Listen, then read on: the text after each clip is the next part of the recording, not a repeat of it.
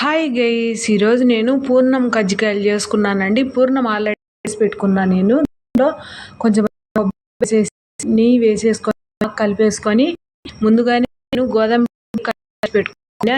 చిన్న చిన్న రేకులు చేసుకొని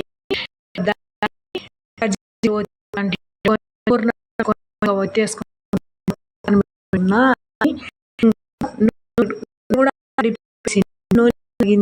మూడు వేసి చిన్న చిన్న కాయలు ఇలా వేసుకున్న, 3 పెట్టేసుకొని ఇంకా ఇవి ఒక వేసిన తర్వాత రెండో పక్క టర్న్ తిప్పుకొని మళ్ళీ తీసేసుకున్నా.